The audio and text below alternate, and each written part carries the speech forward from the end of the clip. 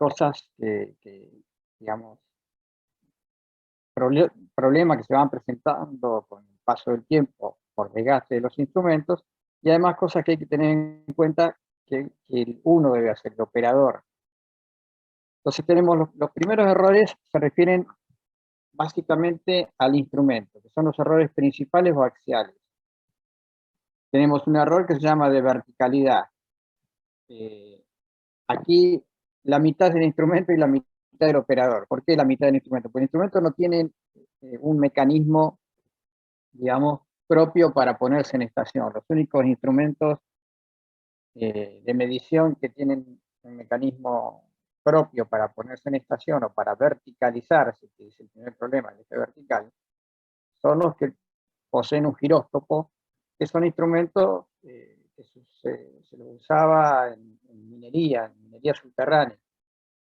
Desde ya que es un instrumento muy caro, pesado, porque agregarle un giróscopo para que siempre el eje vertical se encuentre en forma correcta, o sea, en coincidencia con la normal del lugar, no es sencillo ni barato, digamos.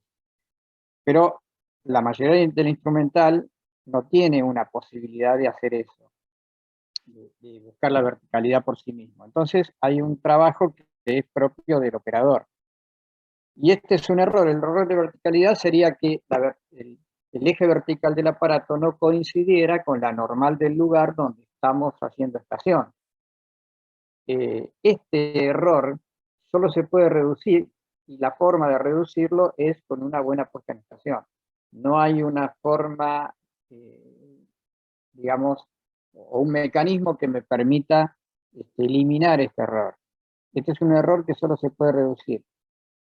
Si ustedes recuerdan cómo se hace la operación de puesta en estación, que es centrar la burbuja del nivel esférico, luego pasar a la burbuja del nivel tubular, en el momento que hagan la práctica, se van a dar cuenta lo complejo que es centrar la burbuja. No porque la operación sea compleja, porque hay un mecanismo para hacerlo, que ya se explicó en la medición angular, sino porque determinar cuánto se mueve la burbuja, cuánto se corre cuando tenemos que corregir la mitad, eso es lo que no es fácil, lo que no es sencillo, porque no hay una forma de medir. Si yo tuviera una forma de medir y decir, se corrió 3 milímetros y después pudiera, con algún mecanismo, retroceder ese milímetro y medio que correspondería cuando se dice que se corrige la mitad del desplazamiento, sería muy sencillo, pero es simplemente a apreciación del operador la mitad esa que se corrige.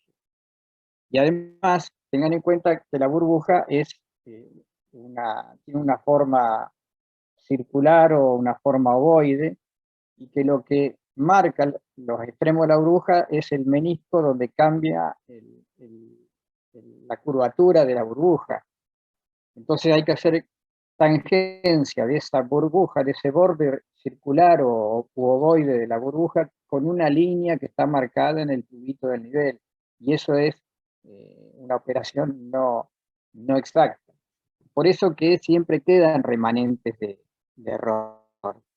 O sea que por eso se dice que en este listado que solo se puede reducir con la puesta en estación. O sea que es un error reducible, pero no eliminable ni compensable. Los otros dos errores que tienen que ver con los ejes son el de colimación y el de inclinación, que eso sí se pueden compensar.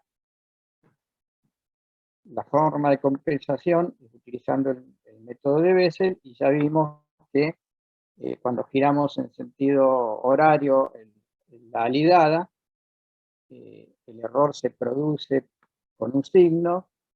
Cuando giramos en sentido contrario, de derecha a izquierda, el error se produce con la misma magnitud, pero con signo contrario, por estar girando en sentido contrario. Y cuando hacemos el promedio de las dos lecturas angulares, con círculo izquierda y círculo derecha, al sumarlo, el error se va a compensar, se va a anular. Eso pasa con el de colimación y el de inclinación.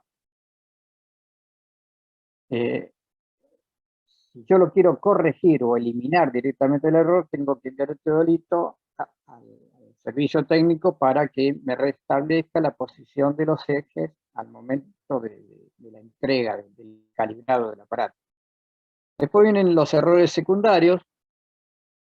Excentricidad de la alidada es un error que aparece en los teodolitos óptico-mecánicos, pero no en los electrónicos, y que es que la alidada, el eje de giro de la alidada y el centro del círculo horizontal no coinciden. Eso por un desgaste de los elementos con que gira la alidada. Este es un error que solo se puede reducir promediando las lecturas, por lo cual caemos en la conclusión de los dos errores anteriores. Si hacemos lectura con círculo izquierdo y círculo derecha, estamos reduciendo esos errores, estamos compensando los dos primeros, colimación e inclinación, y estamos reduciendo estos, y también el error de índice, que es un error que aparece en el círculo vertical, que está a continuación del de graduación.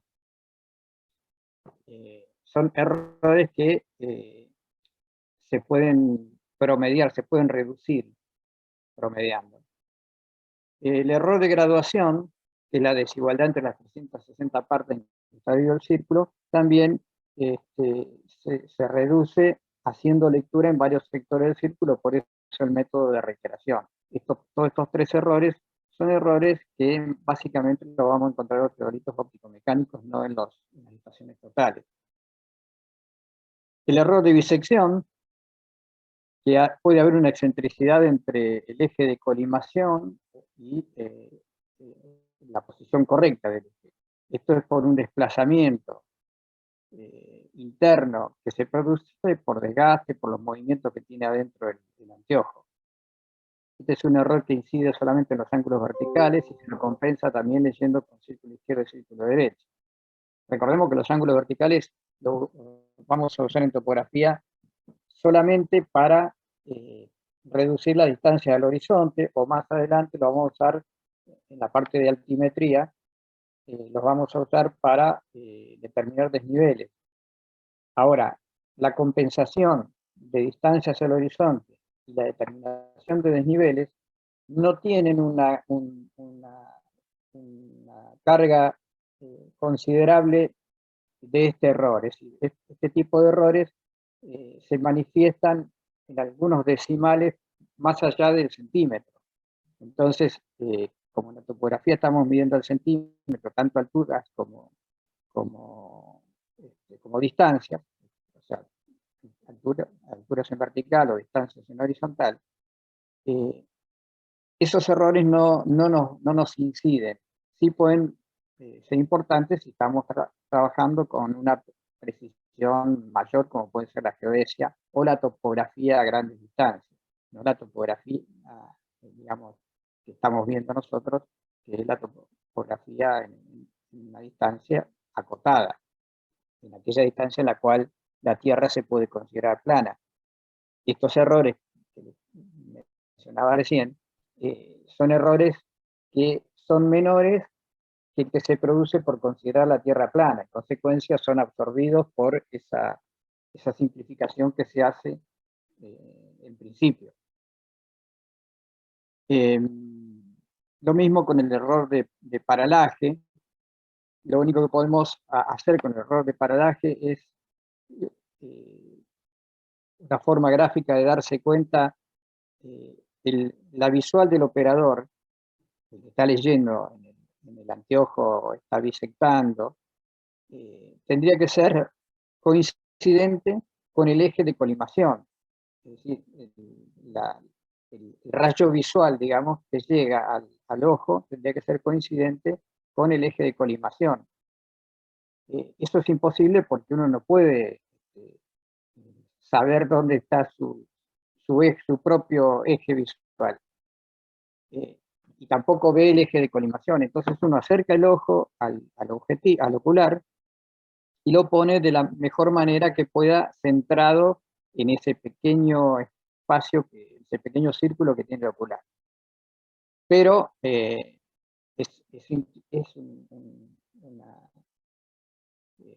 una colocación intuitiva que uno hace del ojo. no hay forma de que eso sea perfecta la coincidencia. Entonces, ese es un error que es imposible de determinarlo y de eliminarlo. Lo que se puede hacer es ajustarlo, reducirlo. ¿Cómo se hace la reducción? Ajustando la nitidez o el enfoque. Primero enfocamos perfectamente bien el jalón o el objeto al que estamos apuntando. Y el segundo paso es, una vez que está perfectamente nítida la imagen del jalón, nosotros tenemos que hacer que el hilo vertical, cuando medimos un ángulo horizontal, el hilo vertical esté perfectamente nítido para hacerlo coincidente con la arista del jalón o con el centro del jalón. Y tenemos que tocar el enfoque del retículo. Es la única forma de evitar el error de paralaje, porque lo podemos reducir tratando de tener nítidas tanto la imagen de lo que estamos observando como la cruz con la que vamos a apuntar. Los siguientes errores son los accidentales. Y estos son personales. Por ejemplo, la excentricidad del punto de estación. Vimos la otra vez que un pequeño desplazamiento en la estación nos puede generar unos cuantos segundos de error en la posición, o sea, en el ángulo que se mide de acuerdo a la posición, que no vamos a estar cayendo exactamente sobre el punto de estación, sino capaz que a 1 centímetro del punto de estación, y eso nos genera unos cuantos segundos de error.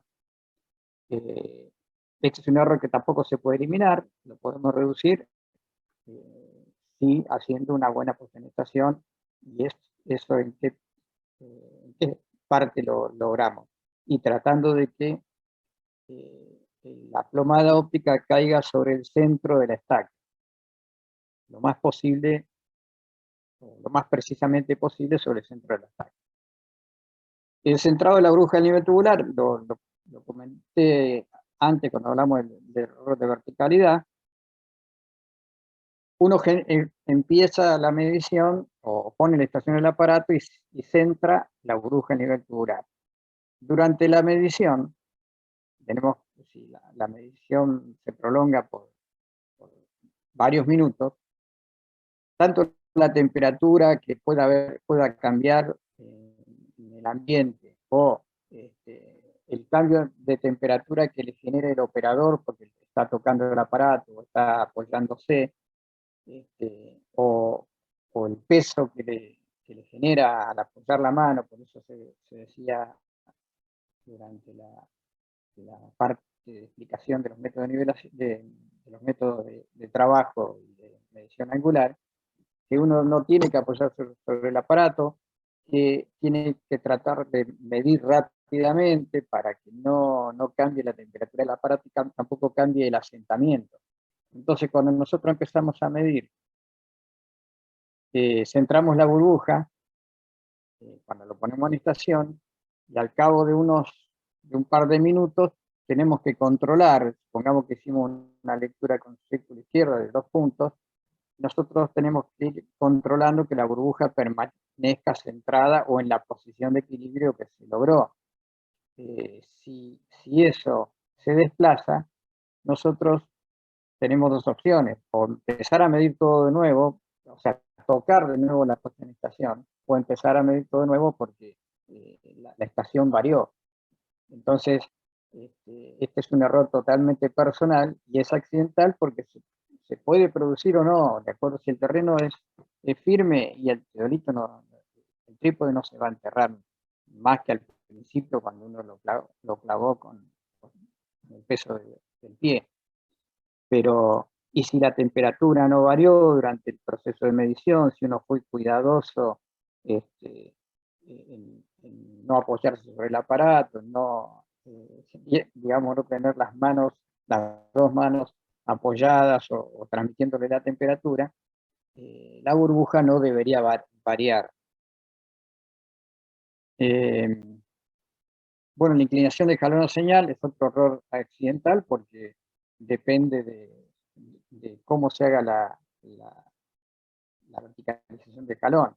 Eh, Recordemos que siempre hay que medir donde está la marca, que es en el piso, a nivel del suelo. Por eso las estacas se ponen apenas sobresaliendo del suelo como para que las veamos. Nunca hay que medir en la parte alta del jalón un ángulo. ¿Por qué? Porque se parte de la base que el jalón siempre puede tener una pequeña inclinación residual.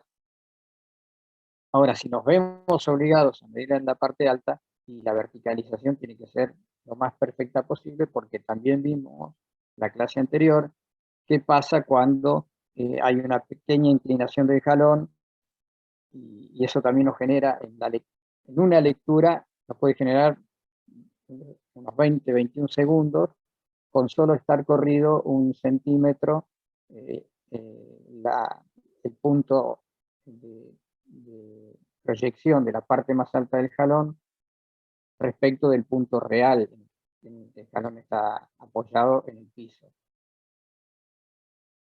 Y lo último es estimación de fracciones, que esa es la parte que el operador pone de sí. En los teodolitos electrónicos no hay influencia del operador, directamente no hay estima. En el teodolito mecánico, el operador hace estima de fracciones. Vimos que en el caso del teodolito BIL T1A, que mide como mínima lectura 20 segundos, uno puede estimar los 10 segundos. Pero van a ver también, en el momento que se encuentren midiendo eso, que esos 10 segundos para uno pueden ser claros, pero para otro puede ser que diga, no, está más cerca de 0 o más cerca de 20 segundos. Porque la apreciación del ojo de cada uno no es la misma. Y después tenemos errores naturales, que son los que se producen por la atmósfera, digamos. El viento, que produce la vibración tanto del instrumento como del jalón, eso hace que no sea posible hacer la disección con precisión. Cuando tenemos viento, lo recomendable no es no medir. Los cambios de temperatura, por ejemplo, hay momentos en el día que uno empieza a medir con una temperatura, de golpe se nubla, baja la temperatura rápidamente, sobre todo en esta época eso suele suceder. Y entonces el instrumento pierde temperatura o gana temperatura, y eso hace que la burbuja se descentre, inevitablemente. La forma de asegurarse de que la burbuja trate, o mejor dicho, el instrumento esté siempre más o menos a la misma temperatura, o si hay sol fuerte, es colocar una sombrilla para que esté permanentemente bajo de la sombra. El error de refracción es el error que se genera porque cuando nosotros estamos midiendo con visuales hacia el piso, lo más cercanas al piso posible. De hecho, la recomendación es siempre medir a la estaca que está clavada apenas sobresaliendo el piso y no hacia arriba. Entonces eso hace que cuanto más nos acercamos al piso, cuando hay temperaturas altas, se produzca una reverberación del aire, y eso hace que el jalón o la estaca es como que ondulan, como que se deforman, entonces no tiene una línea definida a la cual apuntar. A veces eso sucede cuando la visual también pasa, digamos, rozando edificios. Cuando hay alta temperatura, los edificios se calientan y generan una reverberación a los laterales, y si la visual pasa por al lado del edificio, también se deforma la imagen que nosotros tenemos del jalón. Por eso lo recomendable para esto es medir en momentos en que la refracción no produzca tanto error, y eso es las primeras horas de la mañana o las últimas horas de la tarde. digamos que podemos hacerlo coincidente con el horario, digamos, propicio para estar al sol, entre las 11, 12 de la mañana y las 3 de la tarde, 4 de la tarde, es el peor horario para medir justamente por el problema de la refracción. Otro que vemos aquí es el asentamiento del trípode. Cuando estamos un rato midiendo, ¿por qué se va de estación el teodolito? Porque el trípode, si el terreno no es muy firme, o puede ser que sea firme donde apoyamos dos de las patas y la tercera pata quedó en una parte de tierra suelta, tenemos en cuenta que uno no elige el lugar donde va a medir, uno mide donde necesita medir. Entonces, uno tuvo que hacer estación obligadamente en un punto que le queda una pata del trípode en un terreno blando y las otras dos en un terreno duro. Bueno, al rato de estar midiendo por su propio peso, por el peso del trípode más el teodolito, esa pata se va a terminar hundiendo. Entonces, la única recomendación para esto es tratar de medir rápido y no estar caminando alrededor del trípode demasiado porque estamos ayudando a ese hundimiento. Y por último tenemos las equivocaciones. Están marcadas en esta planilla las cosas el tipo de errores que no son válidos para los teodolitos digitales o las estaciones totales. Están marcados con un asterisco. En general, vamos a decir que es bisar o bisectar o hacer estación son un punto distinto. Son equivocaciones que pueden generar unos errores grandes en una poligonal, por ejemplo. Anotar en la planilla un valor de forma incorrecta, es decir, que anotemos, cuando estamos anotando en planilla, en el caso del teodolito digital o la estación total, no hace falta anotar porque eso queda guardado en una colectora de forma digital, pero cuando trabajamos con un teodolito mecánico, anotamos los valores en planilla y a veces anotamos mal o ponemos números confusos. Bueno, esto es una equivocación que puede después en un cálculo de errores a dar valores que no tienen nada que ver con lo que se midió. Por eso hay que tener números claros cuando se anota. Leer en el círculo equivocado, que le damos un ángulo horizontal mirando los valores que aparecen en la ventana del círculo vertical. Eso también es un problema que genera errores groseros y que obligan a medir de nuevo, no hay esos errores, no generan una magnitud, no son una magnitud que se pueda incluir en tolerancia y después compensar. Realmente este tipo de errores son muy groseros. Girar el tornillo en pequeños movimientos incorrectos, los teodolitos, tanto para el caso anterior, hay teodolitos que, para no leer el círculo equivocado, hay teodolitos que tienen una tecla que nos permite, estamos hablando de los ópticos mecánicos, ¿no? Una tecla que nos permite cambiar la lectura y solo se ve el círculo horizontal o el círculo vertical más la parte de lectura de minutos y segundos. ¿Para qué? Para que no nos confundamos el círculo. Entonces, de afuera, con esa tecla o con esa perilla, nosotros elegimos el círculo en el que vamos a leer. Estamos midiendo ángulos horizontales, giramos esa perilla para que nos muestre solamente el círculo horizontal. Pero en el BIL, por ejemplo, el que más tenemos en la cátedra, los dos círculos están a la vista. Así que hay que tener cuidado con qué círculo se lee, identificarlo, que tiene la B corta es el vertical, y el que tiene la H o la AZ es el horizontal. Lo mismo con los tornillos. Hay teodolitos que, acuérdense que cuando hablamos del método de repetición, de reiteración, hay que cambiar el origen de la medición. Para eso hay que mover el círculo horizontal. Y hay un tornillo de pequeños movimientos y un tornillo de fijación del círculo horizontal, que si bien son distintos de los que manejamos cuando movemos y fijamos la alidada,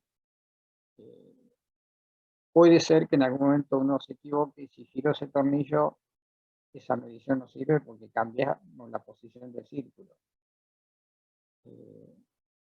Esa es una equivocación grosera y aparecen errores groseros. O sea, los cierres no van nunca cuando aparecen ese tipo de errores. El quinto es leer mal en el vernier de minutos y segundos. No se olviden que cuando tenemos ese tipo de vernier, no en los teodolitos digitales, sino que hay un vernier que tiene minutos, pero no están todos los minutos con números.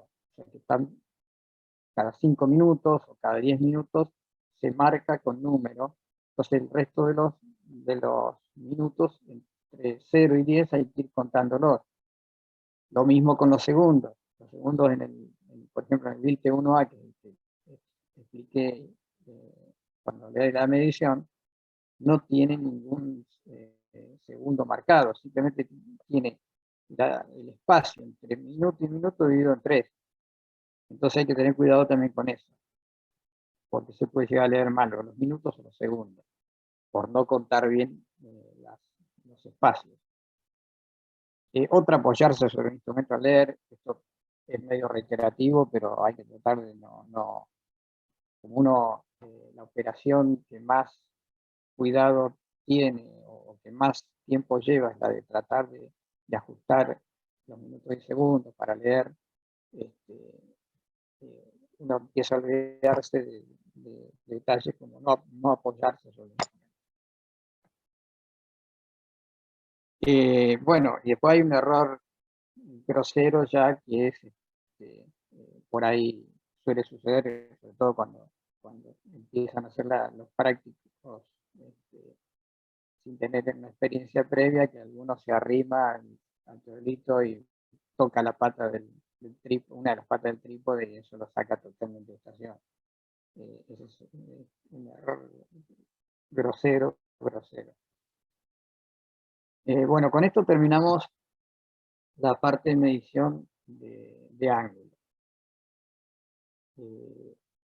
Vamos a ver ahora, en esta clase y en la siguiente, vamos a ver la parte que tiene que ver con cartografía. O sea, nosotros en topografía, que estemos dentro de los 25 kilómetros, tenemos simplemente que reducir al plano horizontal mediante el ángulo vertical las distancias inclinadas que midamos. Pero cuando hablamos de representar lo que se midió en un plano, o en una carta topográfica, que es la planimetría que hay para el país, por ejemplo, uno tiene que hacer una obra de importancia, de magnitud grande, y va a recurrir por ahí a ubicarse con lo que se llaman cartas topográficas, que ya vamos a ver de qué se trata, pero son como mapas o planos en gran escala, en los cuales está volcado todo lo que topográficamente resulta importante, y además todo eso está ajustado con coordenadas, lo que se llama georreferenciado, o sea, referenciado respecto a un sistema de ejes coordenados. Esos ejes, para un sistema de 3 dimensiones, son justamente son 3 ejes con centro en el centro de masa de la Tierra. O sea, es una terna de ejes X y Z que tienen el origen está en el centro de masa de la Tierra, y la identificación de un punto sobre la superficie de la Tierra se hace mediante esas 3 coordenadas. Otro mecanismo que se usó desde la antigüedad es el sistema latitud, longitud y altura sobre el nivel del mar. Latitud, longitud la recordamos de geografía seguramente, de la primaria y la secundaria, donde a veces cuando se nos explica, se nos dice, bueno, la latitud es la distancia sobre el globo terráqueo desde el Ecuador hacia el norte y desde el Ecuador hacia el polo sur. Esa es latitud medida sobre una figura en 3 dimensiones, por eso es un valor angular. La longitud se toma a partir del meridiano de Greenwich. Y la tercera la tercera coordenada sería la altura. La altura que se toma es la altura sobre el nivel del mar. Es decir, se parte de que el nivel del mar tiene un 0 promedio, y de ahí lo que está por encima del nivel del mar, lo que son los continentes, tienen valores positivos, y lo que está por debajo del nivel del mar, o sea, las fosas marinas o la pendiente del mar desde la costa hacia mar adentro, esa altura sobre el nivel del mar, positivas o negativas. Bueno, esas son las dos formas de dar coordenadas de un punto sobre una carta topográfica. Pero para la topografía nosotros trabajamos con planos.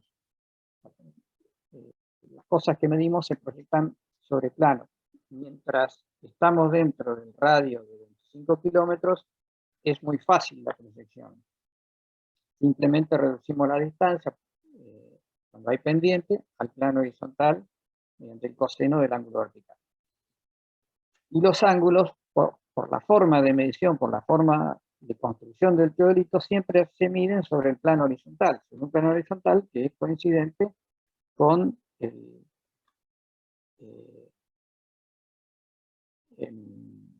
el círculo horizontal del teodolito. O sea que en la parte de medición angular no hay que hacer ninguna proyección, ya está proyectado por el propio aparato.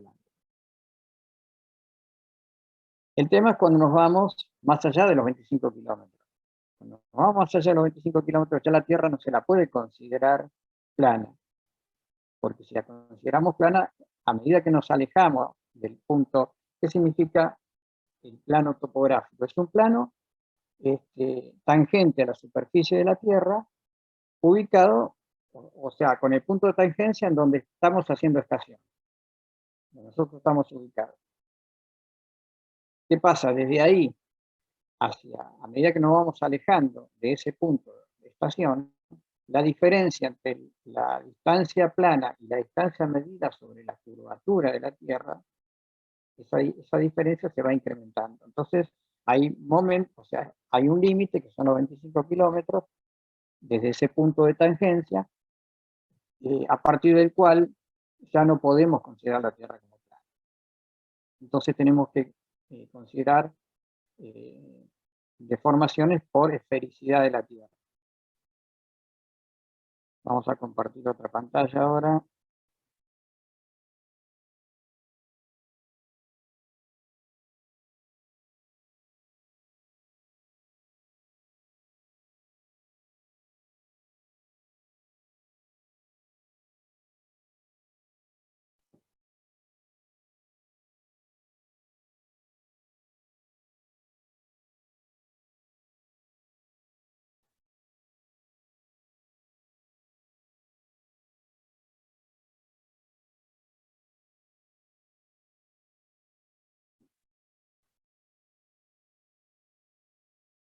Bueno, aquí vamos a ver en qué consiste ese problema. El problema grande que vamos a tener es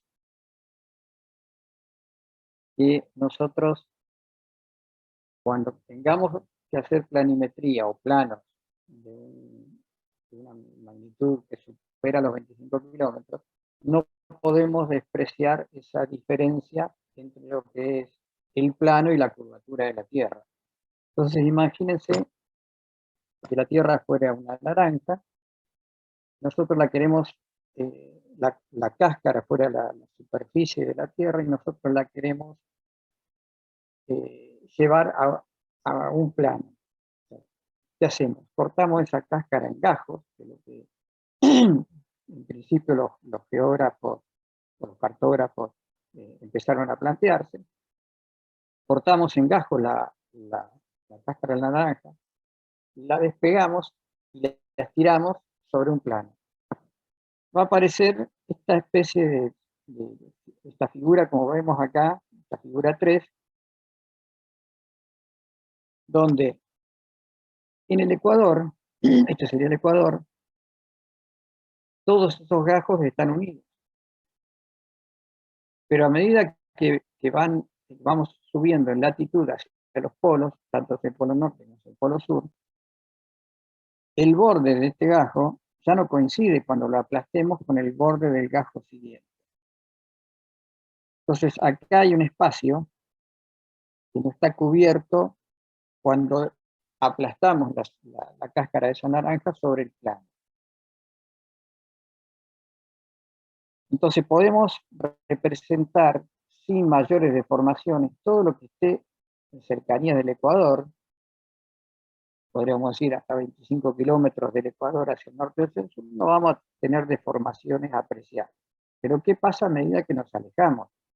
Y vamos tomando puntos a mayor latitud, que se van acercándose a los polos. Este punto, supongamos, vamos a poner este punto en el primer gajo, tiene que coincidir, o tendría que coincidir, porque así es el cuerpo en 3 dimensiones, tendría que coincidir con el mismo punto del gajo siguiente, y no es así. Entonces, si yo mido una distancia desde un punto a otro en el ecuador, salvo por el factor de escala del dibujo, no voy a tener que hacer ningún otro cálculo. Pero ¿qué pasa si yo quiero medir la distancia entre un punto que está en esta parte de latitud alta y otro punto en el siguiente gajo? Cada gajo podría ser un meridiano. Me olvidé de aclararles eso. Cada gajo podría ser un meridiano, o la franja entre un meridiano y otro. Si yo quisiera medir de aquí hasta acá, como no tengo continuidad, le estoy agregando a esa medida en el plano esta franja gris que aparece aquí, que es lo que no cubre la superficie de la Tierra. Entonces, el gran problema que hay en pasar de un cuerpo en 3 dimensiones con precisión a un cuerpo plano o a una figura plana es justamente esa deformación. Esas deformaciones afectan 3 magnitudes. Afectan a la distancia, a los ángulos y a las formas o a las áreas. En consecuencia, lo que uno puede hacer es tratar de que las deformaciones sean las mínimas posibles. Eso es lo que el cartógrafo pretende hacer. Y esas deformaciones se clasifican en 3 tipos. Por ejemplo, hay un tipo de proyección que se llama conforme, que mantiene los ángulos invariables. Es decir, los ángulos que yo mida en el plano van a ser los mismos que yo puedo medir en la superficie de la Tierra, en 3 dimensiones. Proyección equivalente o equiárea es aquella que mantiene las superficies invariables. Es decir, solamente voy a tener que me conserva el área, pero no me conserva las distancias y los ángulos. La forma que tenga la figura va a ser la forma aceptable, coincidente con la forma que tiene en la realidad, pero las otras magnitudes, los ángulos y las distancias, no las conserva. La proyección equilátera o automecoica mantiene invariables las distancias o las longitudes. Entonces, esto hace que tengamos que elegir entre una u otra proyección. ¿Qué es la proyección? La proyección es pasar de la figura en 3D a la figura plana.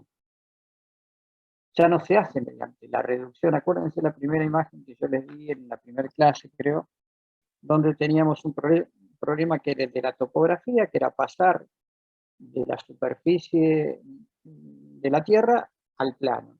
Dentro de los 25 kilómetros de radio, lo único que hacíamos era proyectar las distancias inclinadas al plano horizontal, pero se dibujaba directamente. Cuando las magnitudes eran más grandes y entramos en el campo de la geodesia necesita que esas deformaciones sean resueltas con más precisión o sean evitadas en lo posible con la mayor precisión. Entonces aparecía el problema de la geodesia Y ese problema de la geodesia, que necesitaba manifestar en un plano las figuras sobre la superficie de la Tierra, lo resolvíamos con cartografía. Ahora estamos en esa instancia de la cartografía. Y vemos que la cartografía se encuentra con tres problemas: el de mantener los ángulos, mantener las distancias o mantener las áreas. Bueno, como no se pueden mantener las tres sin errores, lo que se hace es elegir una magnitud para mantener sin error. Y el resto se trata de restringir la proyección cartográfica de manera tal que las deformaciones en las otras dos magnitudes sean lo menos o lo más reducidas posible. La única forma fiel de representar la superficie de la Tierra sería en un globo terráqueo. Pero mientras querramos hacerlo sobre un plano, siempre va a haber deformación. El primer plano, o el mapa, mejor dicho, del que uno siempre se acuerda, porque el primero que vio en la escuela, es el planiferio.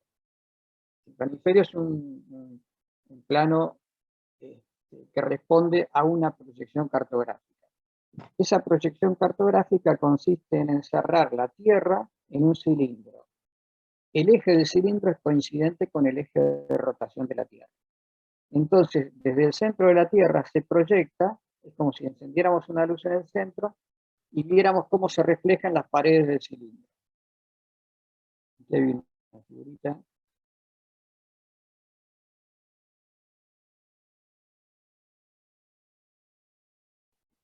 Esta figura que vemos acá. Esta es la Tierra, la encerramos en un cilindro. Este cilindro tiene un eje que coincide con el eje de rotación de la Tierra y está ajustado al ecuador, es decir, el círculo de contacto es el ecuador. De este cilindro surge esta proyección que vimos antes, y esa proyección es la del planiferio. Entonces, cuando ustedes ven un planiferio, vamos a buscar una imagen.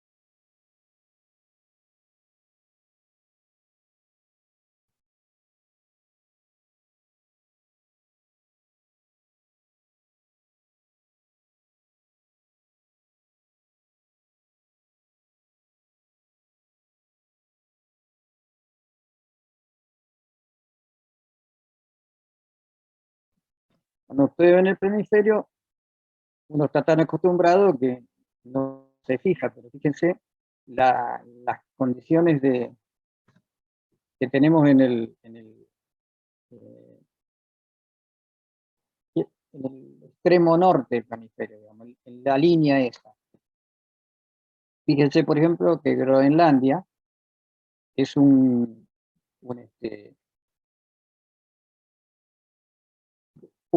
continente sin cierre, digamos, no se cierra sobre sí mismo. Está abierto en la línea superior, que es un punto en la realidad.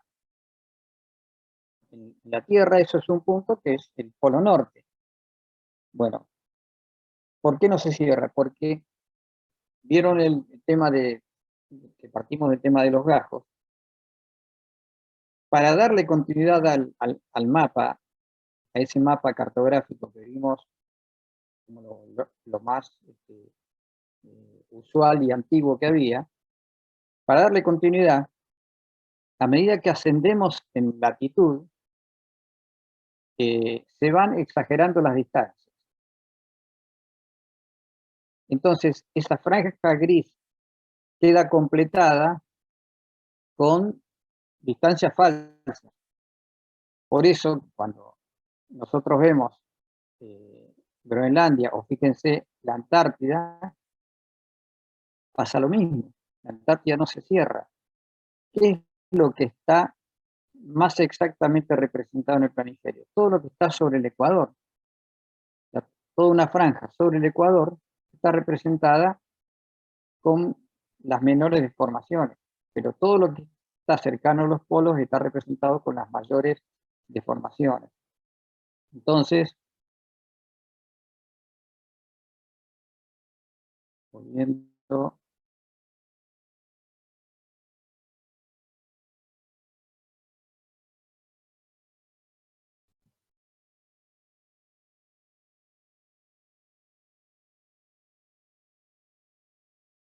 a lo que estábamos viendo antes,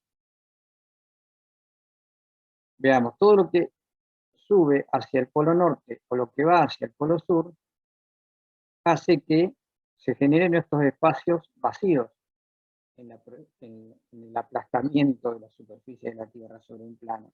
Y esos espacios vacíos, para que haya continuidad en el planiferio, se llenan exagerando la distancia a medida que ascendemos en latitud. A mayor latitud, mayor, mayor exageración hay en las distancias, de manera tal que este lado se junta con este otro lado, o sea, el lado del meridiano, que sería coincidente en el globo terráqueo, como están separados, se esfuerzan las distancias que hay para que esto sea una superficie continua. Por eso, sobre el polo norte y el polo sur aparecen esas deformaciones, esos continentes que no cierran sobre sí mismos. ¿Por qué? Porque toda esta línea en la realidad es un punto y toda esta línea en realidad es otro punto. Entonces, esta representación cartográfica, este tipo de proyección que se llama proyección de Mercator, fue hecha. Mercator es un cartógrafo desde el principio de la navegación, en los años 1200, 1400, 1500. ¿Y qué se buscaba con este tipo de proyección? Cuando los barcos empezaron a navegar mar adentro, porque hasta en 1400 los barcos navegaban pegados a la costa, siempre tenían que tener a la vista la costa, en parte para no perderse, en parte por la superstición de que había, que la tierra se terminaba, y que si no se metía en el mar, se caía, digamos. Entonces navegaban siempre pegados a la costa. Cuando algunos aplicaron un concepto que existía, que la tierra era redonda, entonces a algunos se le ocurrió navegar. ¿Y cuál era la forma de ir de un punto a otro? O sea, por ejemplo, dar una vuelta al mundo y llegar al mismo punto y manteniendo siempre el mismo rumbo. El barco salía hacia el este y si mantenía siempre rumbo este, iba a poder volver al punto inicial o chocarse con algún continente en el medio. Esta cartografía permite mantener el rumbo, porque la proyección de Mercator se permite mantener el ángulo, los ángulos. Entonces eso hace que sea perfecta para la navegación. Pero no es buena si uno está manejando o manejándose en las proximidades del Ecuador. Pero a medida que se asciende en latitud vemos que hay deformaciones. Podemos mantener el rumbo, pero no vamos a tener noción de las distancias. La noción aproximada de la distancia, pues la distancia en ese plano está exagerada. Entonces lo que tratan los cartógrafos, han venido tratando, es de generar distintas formas de proyección para que ese tema no tenga tanto peso en cuanto a los errores que se producen al hacer la proyección de un cuerpo en 3 dimensiones a un cuerpo en 2 dimensiones. Errores lógicos. Entonces se generan 3 tipos o 3 formas de proyectar. Dijimos que hay 3 magnitudes que se pueden mantener, pero no todas al mismo tiempo: distancias, ángulos y superficies. Entonces lo que buscaron es tratar de privilegiar una, por ejemplo las distancias, y que las deformaciones de las otras dos sean las menores posibles o las más aceptables para el tipo de trabajo que se hace que requiere esa cartografía. Entonces no hay proyecciones puras, perfectas. Siempre son partes de proyecciones que se utilizan y partes que no sirven. Vamos, cuando entremos de lleno en el sistema Gas-Cruz que tiene nuestro país, de coordenadas planas, ¿qué significa eso? Lo que vamos a destacar es que cuando se buscaron cuerpos o formas de proyección o cuerpos sobre los cuales se pueda proyectar la Tierra, como el caso del círculo que hizo Mercator, para tener la mejor proyección posible, se encontraron solamente dos cuerpos y un plano. Uno es el plano que se usa en la topografía cuando que nosotros consideramos un plano tangente al punto donde estamos y de ahí a 25 kilómetros podemos proyectar todo sobre ese plano. Distancias medidas sobre la curva de la Tierra las podemos proyectar sobre ese plano sin mayores deformaciones, con deformaciones aceptables para la topografía. Esa es una forma de proyección. Después hay otras dos. Ya se buscaron formas, digamos, de cuerpos de 3 dimensiones. Y los únicos dos cuerpos de 3 dimensiones que se adaptan son el cono y el cilindro. El cilindro que ya vimos, que significa envuelvo la Tierra en un cilindro, proyecto desde el centro de la Tierra todos los puntos que hay sobre la superficie, en la cara interna del cilindro, lo abro el cilindro y tengo el plano. O sea, tengo la Tierra en un plano, con las deformaciones que vimos que tiene también. Bueno, otro cuerpo que se puede abrir es el cono.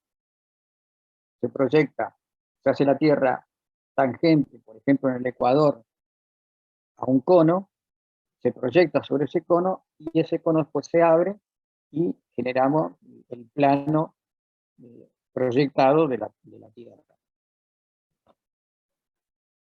El cono tiene los mismos similares problemas a los que tiene el cilindro en cuanto a las deformaciones a medida que nos alejamos del Ecuador.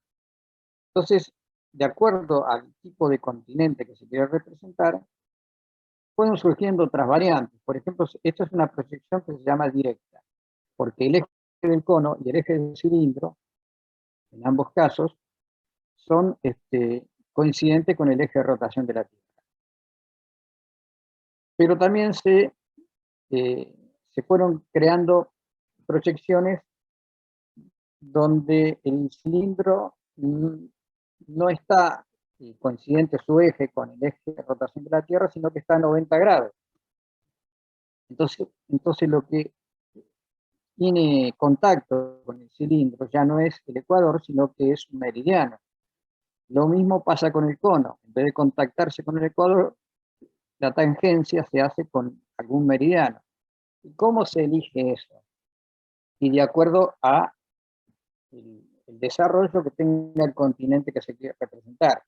Por ejemplo, un continente que tiene más desarrollo en sentido este-oeste, la proyección cilíndrica, conviene en la proyección cilíndrica directa, esta que vemos acá, porque la mayor coincidencia de medidas, o la menor formación de medidas va a ser en el sentido este-oeste. Si el continente se desarrolla este-oeste, es conveniente este tipo de proyección. Ahora, un país, por ejemplo, un continente que tiene un mayor desarrollo norte-sur, un caso muy claro es el de Chile. Chile es una tira larga en sentido norte-sur. Entonces, conviene un cilindro que sea tangente a un meridiano que va a correr, por ejemplo, a todo lo largo del país, a todo lo largo del territorio, en este caso de Chile. También para Argentina, porque Argentina tiene mayor desarrollo en el sentido norte-sur que en el sentido este-oeste. Entonces, de acuerdo a la forma y el sentido en el que tiene su mayor desarrollo el continente o el país a representar o el territorio a representar, es como se elige el sistema de proyección, que puede ser el del plano, el del cilindro o el del cono. Nuestro país eligió un sistema con el cilindro en forma tangente a un meridiano o a varios meridianos. Vamos a ver por qué. A un meridiano, pero partamos de que se hizo tangente a un meridiano. Ese es un sistema que se llama, este sistema es proyección directa, y este sistema que tiene nuestro país, con el cilindro a 90 grados del eje de rotación de la Tierra, se llama transverso. El sistema de proyección transversa. Si empezamos a sumar las distintas definiciones, y que tenemos un sistema de proyección Mercator, por tipo Mercator que lo ideó, cilíndrica, porque es un cilindro, y transversa, porque está a 90 grados respecto del polo, del eje de rotación. O sea que nosotros en nuestro país tenemos un sistema Mercator cilíndrico transverso. Después se le van agregando otras denominaciones, otras definiciones, de acuerdo a otras características. Pero partamos de esa base. Se elige ese sistema de proyección porque es el que menos deformaciones tiene por el por el tipo de desarrollo que tiene nuestro país norte-sur.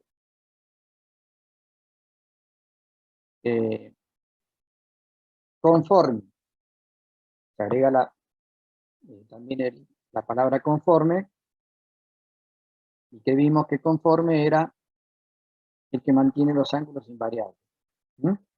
Una proyección conforme tiene esa propiedad. Entonces ya sabemos que nuestro sistema de proyección para la cartografía a gran escala del país es proyección cilíndrica conforme transversa de Mercator. O al revés, Mercator cilíndrica transversa conforme. Digamos que se definen todas las características.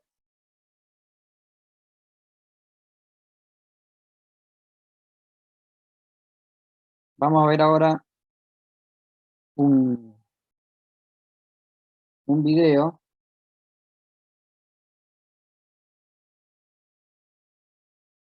que va a ayudar a interpretar un poquito mejor esto.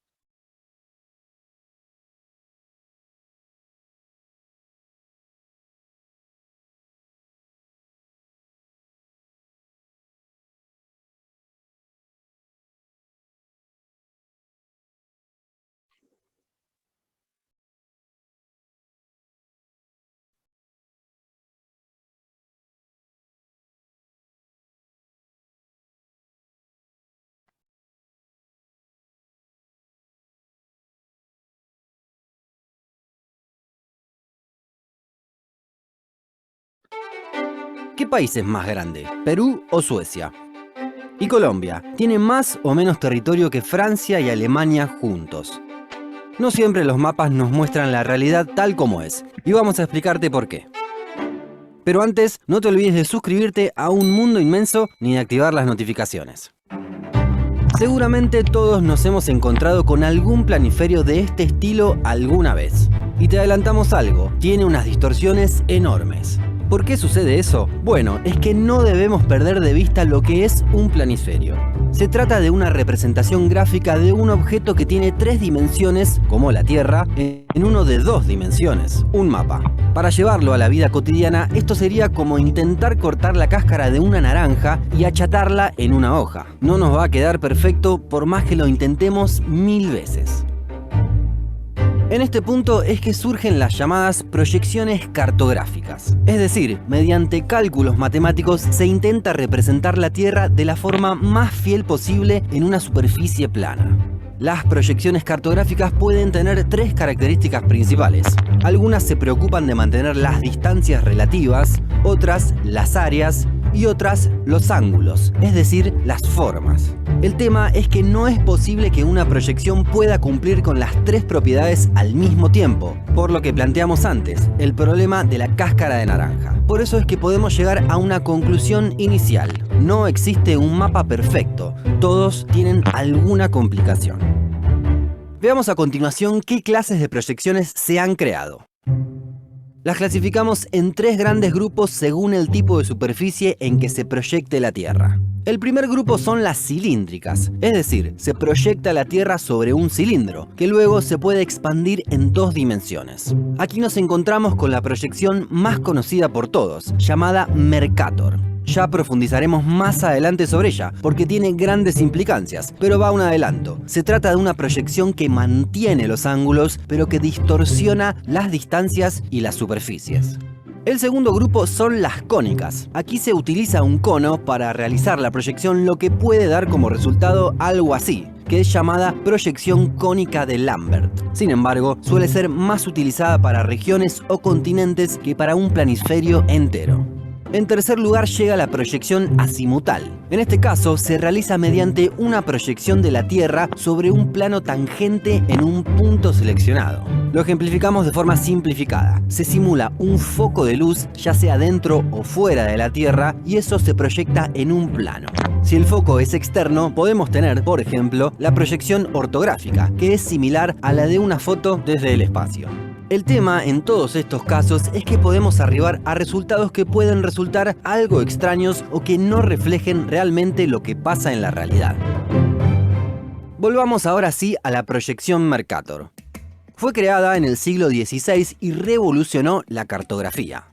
Allí, los paralelos y meridianos forman ángulos rectos, tal como sucede en la realidad. Es muy útil para la navegación, ya que, como respeta los ángulos, permite trazar correctamente las rutas a seguir.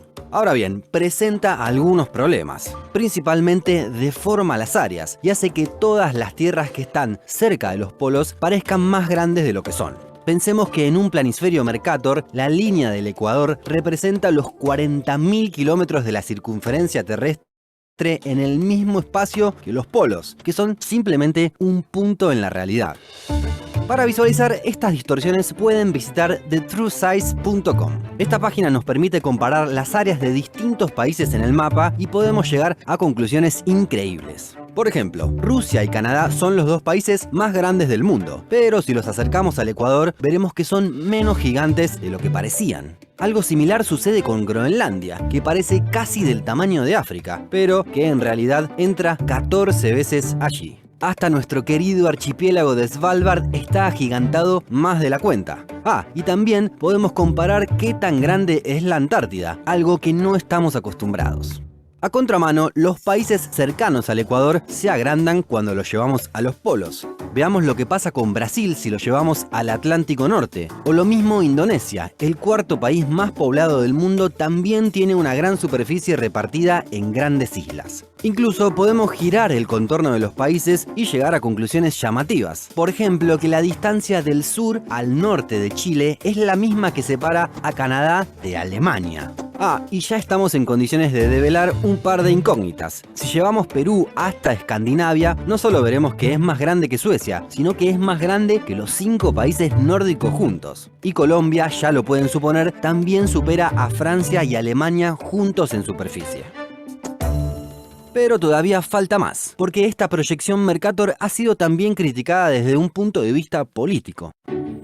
Se ha planteado que favorece a los países europeos más desarrollados, quienes aparecen en el centro del mapa y con su superficie ampliada. En cambio, a los países más cercanos al Ecuador, que pertenecían al tercer mundo, los hacía ver más pequeños de lo que son. Por eso, durante la década de 1980 y 1990, se puso de moda la proyección Gall-Peters, que conserva el área de los continentes, pero no los ángulos. Sin embargo, esta proyección también ha tenido sus críticas y tampoco fue la solución definitiva. Es que en realidad no hay una solución definitiva, sino que debe utilizarse la proyección adecuada a cada caso. Bueno, esto más o menos es un resumen de lo que vimos hasta ahora. Gráficamente es más fácil para verlo.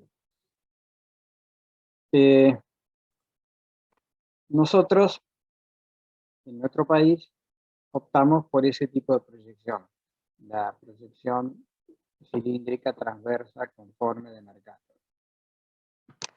Pero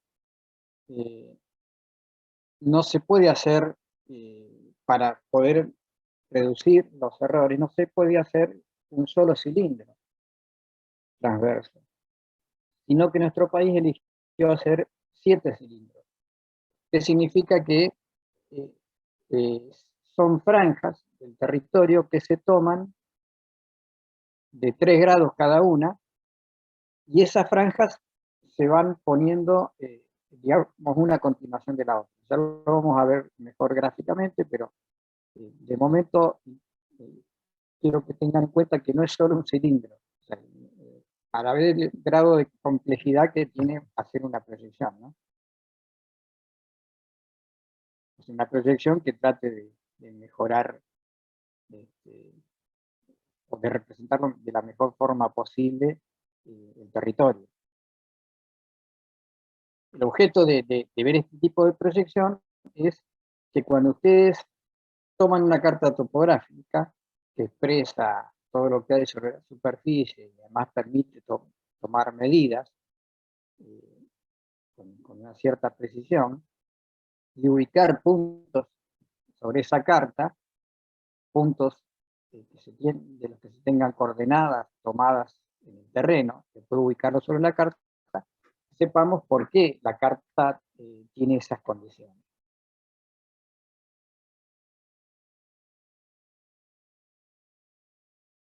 Vamos a ver en qué consiste lo que hicieron estos dos señores, Gauss y Kruger.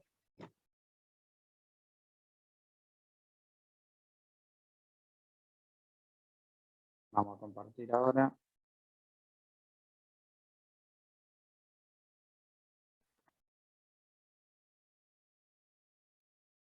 Bueno, este sistema de proyección cilíndrica conforme de Mercator, visto los problemas que tiene proyectar sobre un plano una superficie en 3 dimensiones como la de la Tierra,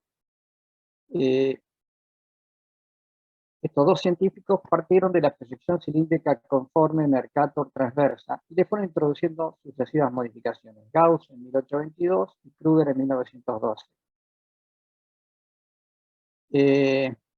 Bueno, esto es más o menos lo que yo les expliqué antes, que durante la construcción globo-terráquea observó Mercator que para cubrir la esfera era necesario cortar una serie de usos, o sea, de meridianos, y que estos usos estaban unidos solamente en la zona del Ecuador y cuando se lo desarrollaba sobre el plano, ¿no? Esto hizo que tuviera que buscar la forma de reducir esas deformaciones. Entonces, ideó, o mejor dicho, idearon entre Gauss y Kruger un sistema que es el siguiente. Dice, si en lugar de considerar el anterior un cilindro tangente al ecuador lo hacemos tangente a un meridiano, se obtendrá una representación similar, con la diferencia que las zonas menos deformadas serán las adyacentes al meridiano de tangencia. Es decir, si cuando el cilindro era tangente al ecuador, y lo que no tenía deformaciones era el ecuador, y las zonas adyacentes al ecuador tenían deformaciones mínimas, ahora con el cilindro en forma transversa o tangente a un meridiano, serán la zona del meridiano la que no va a tener deformaciones y las zonas aledañas a ese meridiano las que tienen las menores deformaciones. ¿Sí?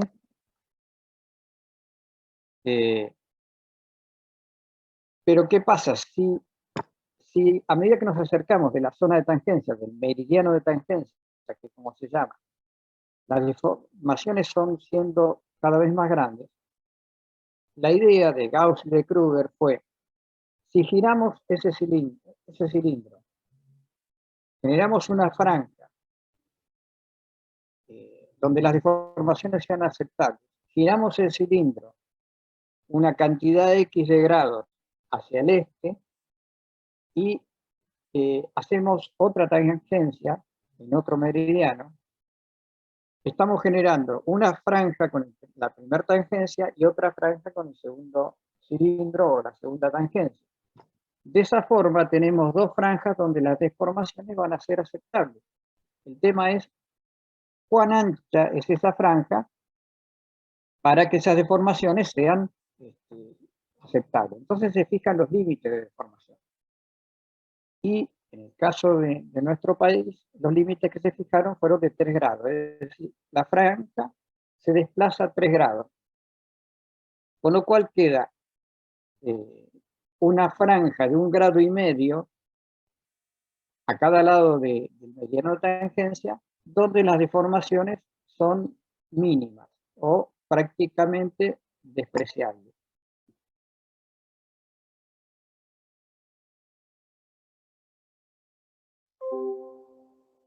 Entonces, vamos a ver en este gráfico un poco mejor eso. Este es el meridiano de tangencia. El meridiano de tangencia va del polo sur al polo norte, ¿no es cierto? O sea, recorre todo a lo largo nuestro territorio. Entonces, esta franja, 1,5 grados hacia cada lado, es la zona donde menor deformación hay. El siguiente cilindro estará desplazado 3 grados, con lo cual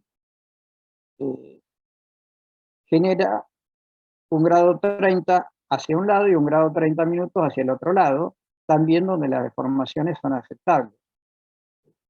Esos cilindros después se pueden proyectar sobre el plano, o sea, sobre un plano, o mejor dicho, las franjas, y las vamos uniendo una con otra. Con lo cual se llegó a la conclusión de generar 7 franjas. Nuestro país está dividido en 7 franjas.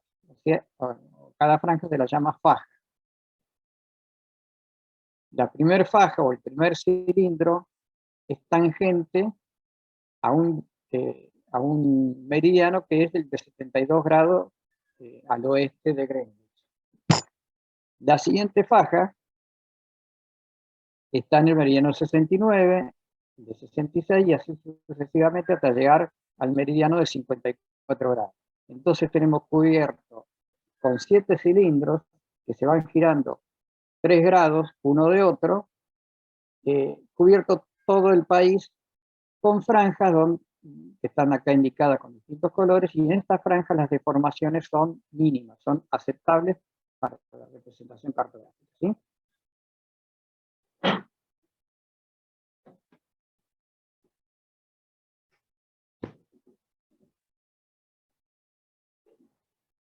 Perdón. Entonces, este es el sistema que adoptó nuestro país y que fue generado por estos dos científicos, Gauss y Krüger. Ahora bien, ya tenemos la forma en que se representa el país, pero lo que no tenemos todavía es las coordenadas, cómo están los ejes coordenados. Entonces lo que se ha hecho es lo siguiente. Supongamos que este es el primer meridiano de tangencia, supongamos que es el de 72 grados. Este meridiano de tangencia arranca, el 0 está en el polo sur. O sea que cualquier punto, el meridiano de tangencia, perdón, este es el eje X, estoy hablando del meridiano de tangencia. El meridiano de tangencia, este de 69 grados, o de 72, que sea, llega a medir desde el polo sur hasta cualquier punto, un punto X de la provincia de Neuquén, 5.854.453,17 metros. ¿Qué significa eso? Es la distancia desde el polo sur hasta ese punto siguiendo el meridiano de tangencia. O sea que ya tenemos aquí la magnitud X, ya sobre el eje X, que es la distancia del polo sur hasta el punto que elijamos en la superficie de nuestro país. 5.658.453,17 metros es la coordenada X. Cuando estemos más al norte, tendrá un valor mayor, y cuando estemos más al sur tendrá un valor mayor. Pero son los metros que hay si midiéramos sobre el meridiano desde el polo sur. Hasta aquí es fácil. Porque los meridianos, todos los meridianos de tangencia que se eligieron, esos 7 meridianos, todos arrancan en el polo sur. ¿Qué pasa con la coordenada Y? Recordemos que en topografía se elige la X en el sentido norte-sur, y en el sentido este-oeste se la llama Y. En el instrumental de otras partes del mundo se dice norte y este. Norte es la X y este es la Y. Nosotros acá utilizamos X para la dirección norte-sur e Y para la dirección este-oeste. Es una cuestión de designación. El problema es que todos los meridianos, o sea, la ventaja de la coordenada X es que todos los meridianos tienen un mismo origen, pero el problema de la coordenada Y es que no todos no es un solo cilindro tangente, son 7. Entonces tiene que ir cambiando el origen de la coordenada a medida que vamos desplazándonos hacia el este en cada franja. Entonces lo que se adopta es lo siguiente.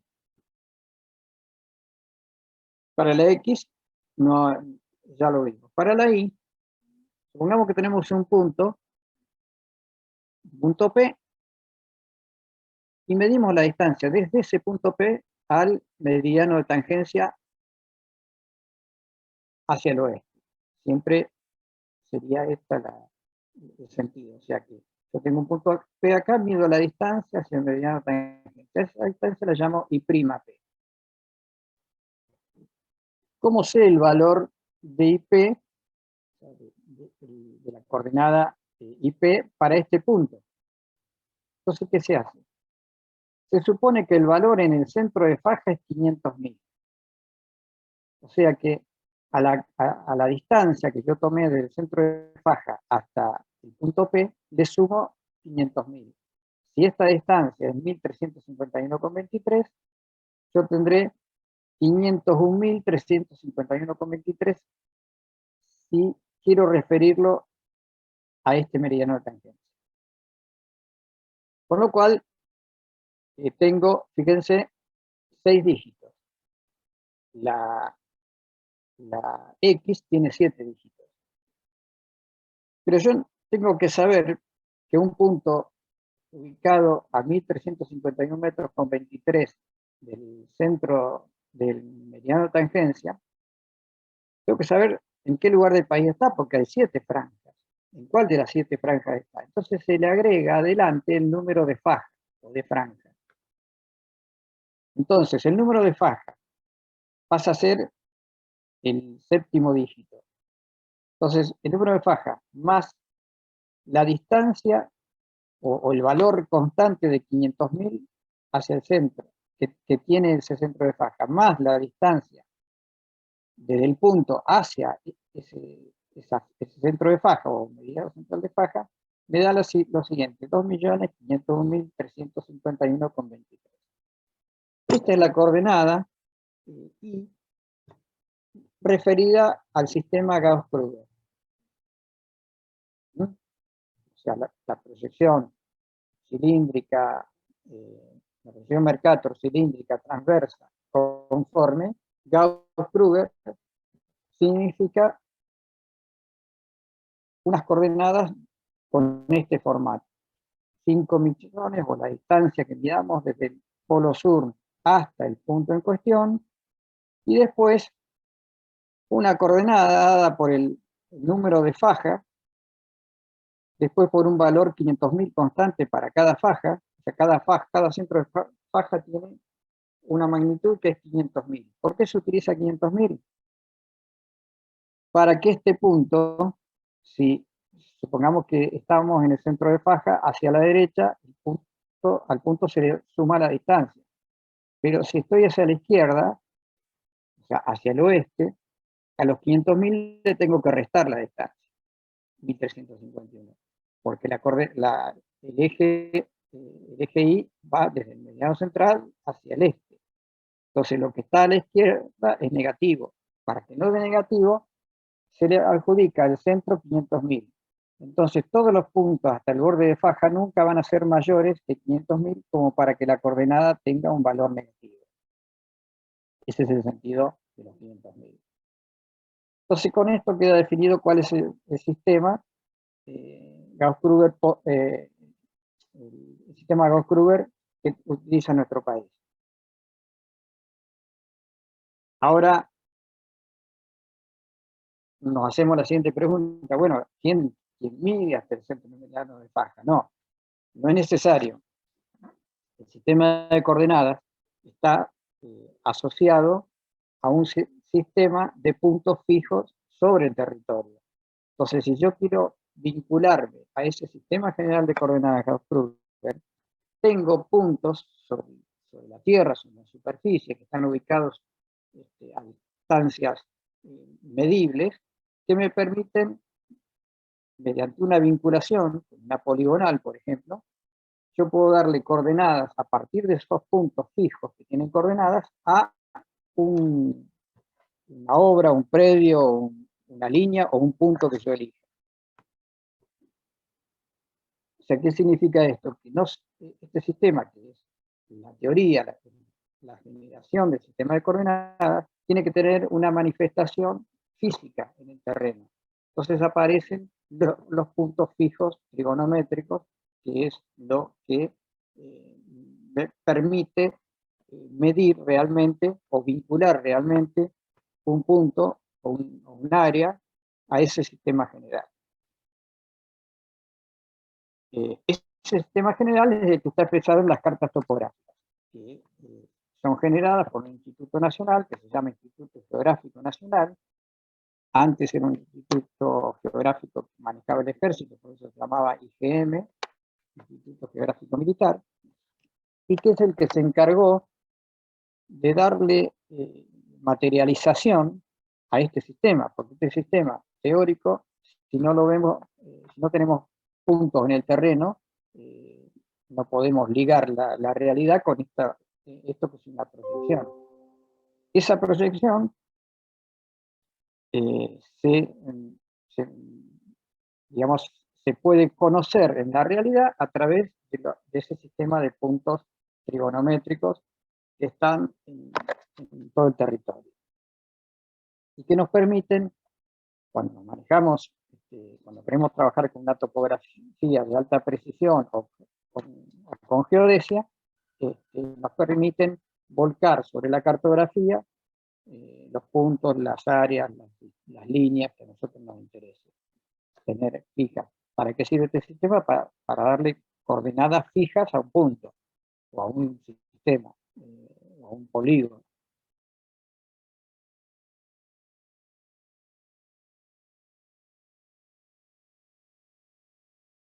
Bueno, hay un apunte que está agregado en el PERCO que se llama Conceptos cartográficos del Instituto Geográfico Nacional, y van a poder ver ahí un poco mejor graficado, mejor ilustrado, qué significa todo este sistema de proyecciones, pero creo que el video que pudieron ver es bastante gráfico respecto de eso. Después vamos a ver, hay otro video que también está agregado, que también sirve como para apreciar mejor gráficamente qué significa, cuál es el problema de la cartografía. Pero, ¿por qué nos metemos en cartografía? Porque lo que necesitamos es conocer de dónde viene ese sistema general de coordenadas que eventualmente pueden llegar a tener que utilizar si quieren referir un punto cualquiera o fijarlo, o referirlo a ese sistema. Ese sistema no termina en donde vimos Gauss-Kruger, porque ¿Qué significa la proyección? Hasta ahora dijimos, bueno, proyectamos la Tierra sobre un cilindro. Pero sabemos cuál es el cuerpo que representa la Tierra. Vimos en las primeras clases, el cuerpo que mejor representa la Tierra es el geoide. Pero el problema es que el geoide, que es una superficie que surge de mediciones y de interpolación y extrapolación de datos, no responde a una fórmula matemática, sino que es un cuerpo empírico, producto de las mediciones de la gravedad en distintos puntos de la superficie. Entonces, recordemos que se hablaba de que la forma que más se parecía a la Tierra no era la esfera, sino el elipsoide de revolución. Ese elipsoide de revolución es el que mejor nos define la Tierra matemáticamente, porque el elipsoide responde a una fórmula matemática. Si nosotros queremos sacar las coordenadas matemáticamente desde un punto a otro sobre la superficie de la Tierra, el elipsoide o la fórmula del elipsoide nos permite hacer ese cálculo. Por eso que necesitamos ese cuerpo.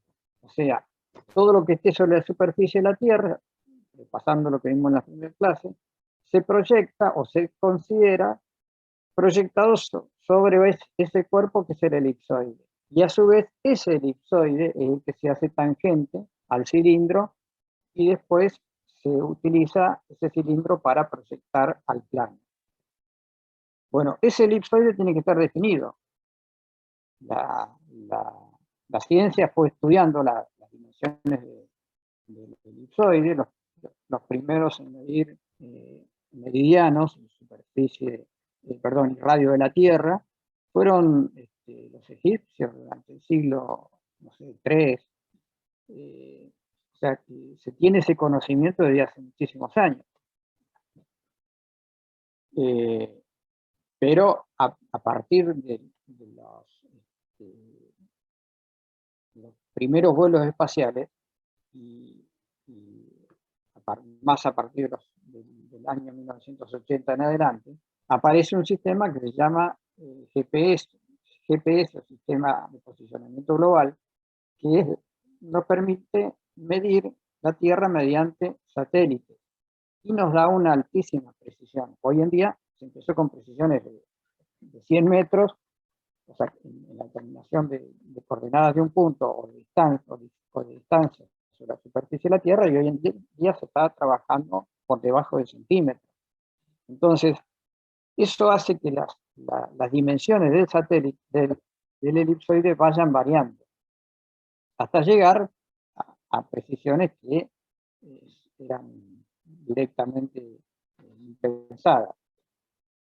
Entonces, como esa variación hoy en día ocurre prácticamente de forma periódica, cada un año y pico van apareciendo mejores precisiones, pero precisiones que empiezan a aparecer en los últimos decimales, digamos. Cuando nosotros hablamos del elipsoide sobre el que proyectamos, para poder definir el sistema de coordenadas Gauss-Kruger, tenemos que definir cuál elipsoide. Entonces, la primera cuestión que se agrega a esa definición de sistema de coordenadas o de sistema de proyección que se llega a las coordenadas Gauss-Kruger, que dijimos que era Mercator, transversa, en este caso Mercator conforme, transversa, cilíndrica, le tenemos que agregar, y Gauss-Kruger le tenemos que agregar el elipsoide que estamos analizando. Entonces, ese es otro dato más que tener en cuenta cuando se habla de coordenadas. ¿A qué elipsoide están referidas esas coordenadas? Nuestro país ya definió eso y entonces se tiene perfectamente conocido a qué elipsoide se hace.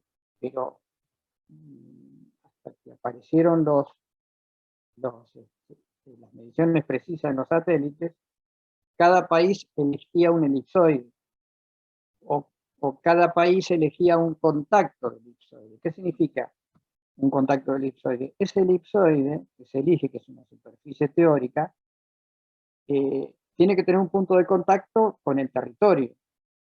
A partir de ese punto de contacto, la deformación, o en ese punto de contacto la deformación es cero. A medida que nos alejamos, las deformaciones van creciendo. Entonces, hasta hace unos años se elegía un elipsoide para cada país. Cada país elegía su elipsoide porque trataba de elegir un punto de contacto con su territorio, con el territorio real, o sea, el elipsoide tocara el territorio real, que produjera la menor cantidad de errores. Eso se llamaba punto datum.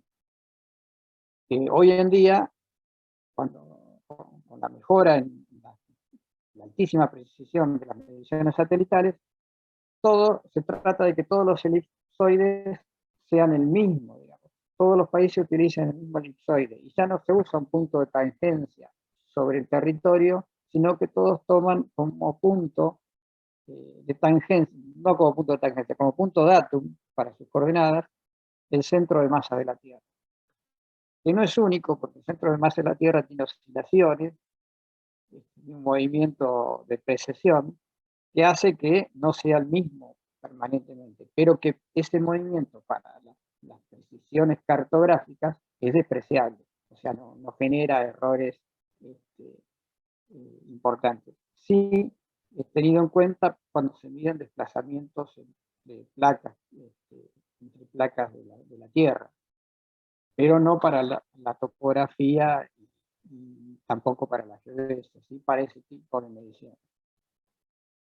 Entonces, conclusión, nuestro sistema general IGN necesita además definir el elipsoide.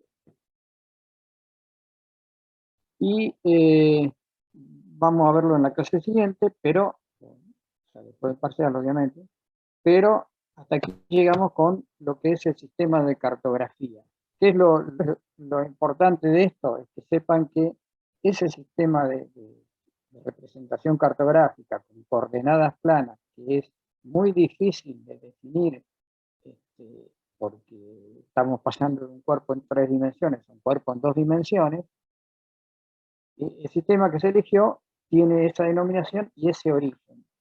Entonces, en las cartas topográficas, nosotros vamos a ver que hay en el marco de la carta topográfica un sistema de coordenadas latitud y longitud, pero además también está el sistema de coordenadas planas. El sistema de latitud y longitud es el que antiguamente se utilizaba y que es un sistema de coordenadas tridimensionales, porque latitud y longitud están midiéndose sobre los paralelos y los meridianos. Pero también tiene asociado el sistema de coordenadas planas, X para el eje norte-sur e Y para el eje este-oeste. Y no olvidarse el agregado de que ese sistema tiene que estar definido sobre un elipsoide determinado. Bueno, el sistema de coordenadas actual de nuestro país se completa donde está contenido el elipsoide elegido con digamos, la cifra POSGAR, nombre y cifra POSGAR 2007. ¿Qué significa POSGAR 2007? Que las coordenadas, el sistema de coordenadas POSGAR están basados en mediciones de un posicionamiento que se llama POSGAR es posicionamiento geodésico argentino, y 2007 es el año en que se inició el sistema con unas coordenadas o con unos datos de elipsoide determinados. O sea que nosotros cuando hablamos de coordenadas planas en nuestro país hablamos de coordenadas POSGAR 2007. En la provincia de Neuquén se utilizan todavía POSGAR 94. POSGAR 94 con 2007 tiene una diferencia que no es apreciada por la topografía. Así que el ajuste que se hizo del 94 al 2007 no genera errores o diferencias en las mediciones topográficas. Es un ajuste, digamos, para otro sentido, para geodesia de alta precisión. O sea que si ustedes leen algo que son coordenadas POSGAR 94, tómenlas como que son válidas para la topografía, totalmente válidas, aunque no sean del último sistema que adoptó el IGN o que recomendó el IGN para todo el país. ¿Qué más? Bueno, con esto terminamos por hoy. La clase siguiente vamos a ver ya en qué consiste ese sistema de puntos fijos, porque hasta ahora hablamos de cómo se generan las coordenadas en teoría, pero tenemos que ver ese sistema de coordenadas manifestado con los puntos fijos que hay sobre el terreno, porque si no, no nos sirve. Y vamos a ver también dónde se brinda la información, o sea, de qué forma se brinda la información, para que se pueda utilizar ese sistema.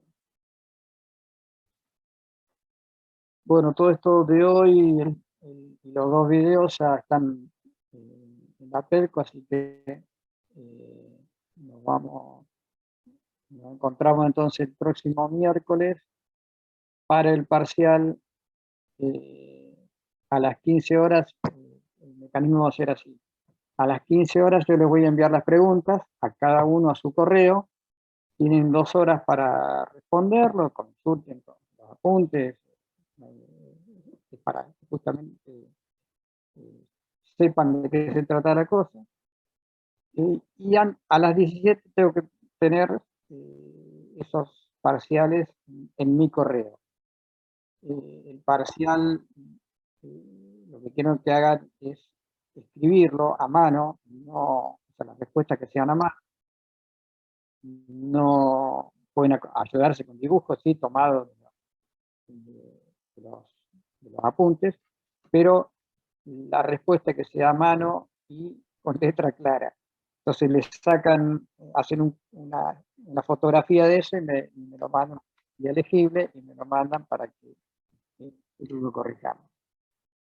Pero bueno, esos detalles se los voy a dar el mismo miércoles cuando les envíe el cuestionario. Así que bueno, ya se me cierra el Zoom porque están entrando de otra cátedra, así que nos vemos el miércoles y no se olviden que si tienen alguna consulta la pueden hacer por correo, mándenme